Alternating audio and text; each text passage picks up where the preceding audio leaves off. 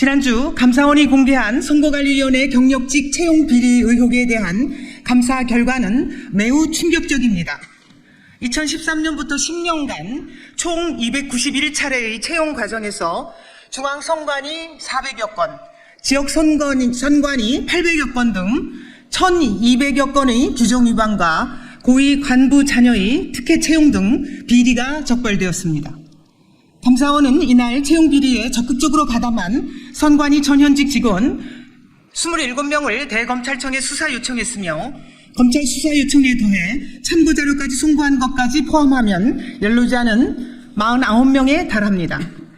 이들 중에는 선관위 사무총장과 사무차장 등 고위직뿐 아니라 국장, 상임위원, 과장 등 중간 간부에 이르기까지 자녀 채용 청탁은 직급과 지역을 가리지 않았습니다. 이들은 선관위 채용 담당자에게 자녀 채용을 청탁했고, 청탁을 받은 선관위 채용 담당자들은 다양한 위법, 편법적 방법을 동원해 직원 자녀를 합격 처리했습니다. 그로 인해 자격을 갖춘 다른 후보자들이 탈락하고 말았습니다. 감사원 관계자가 중앙에서부터 지역까지 동시다발적으로 점수 조작 등 위법 채용을 당연시하는 행태는 24년 동안의 감사원 생활 중 선관위 감사에서 처음 봤다며 충격적이라고 토로했을 정도입니다. 구체적인 채용 비리 사례를 보면 더욱 기가 막힙니다.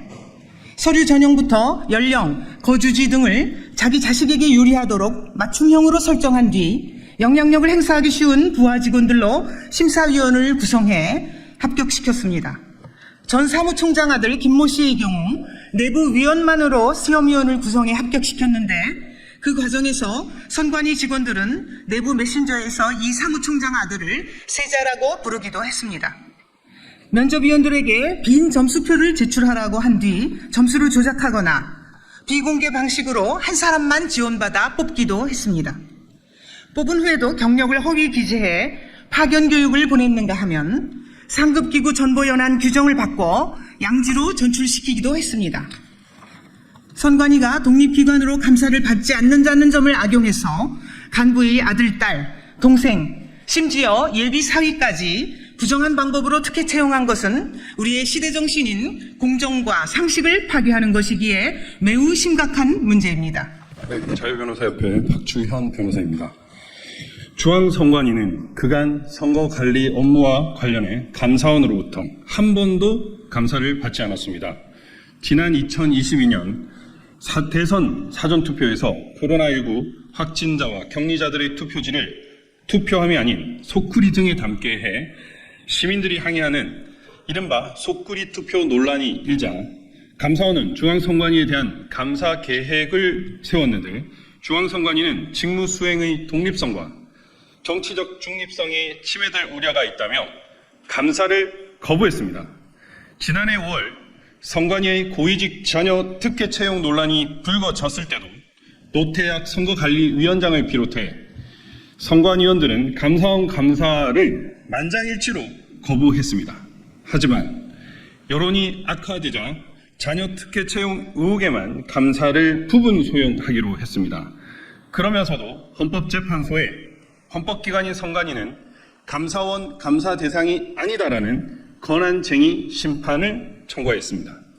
선관위가 지난해 특혜 채용 의혹이 제기되었을 때 한편으로는 대국민 사과를 하면서 다른 한편으로는 감사원 감사를 거부하고 헌법재판소에 권한쟁의 심판을 청구하는 등 왜 그처럼 격렬하게 저항했는지는 이번 감사원 감사가 잘 말해주고 있습니다.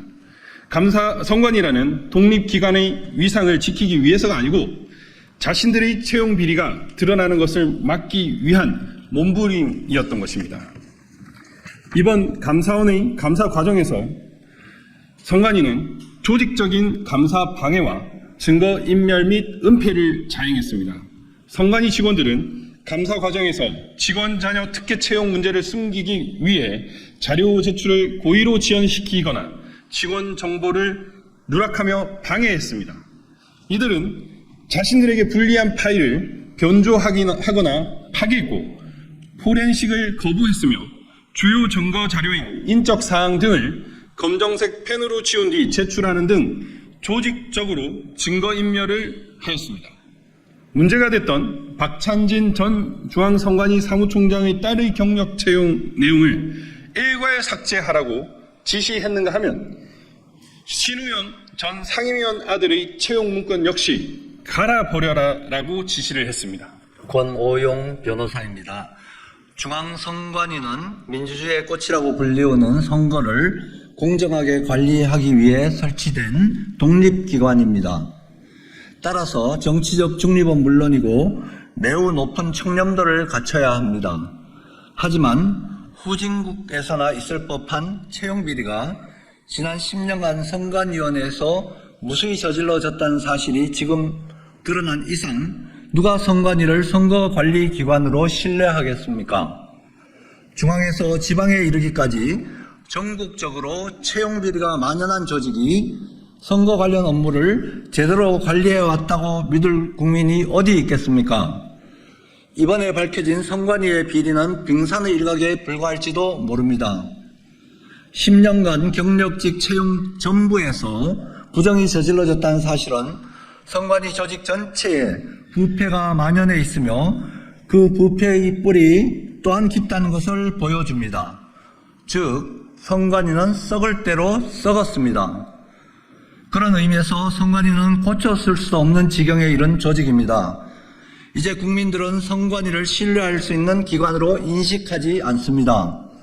국민 혈세를 좀 먹고 대한민국의 위상을 끌어내린 선관위는 더 이상 필요 없습니다.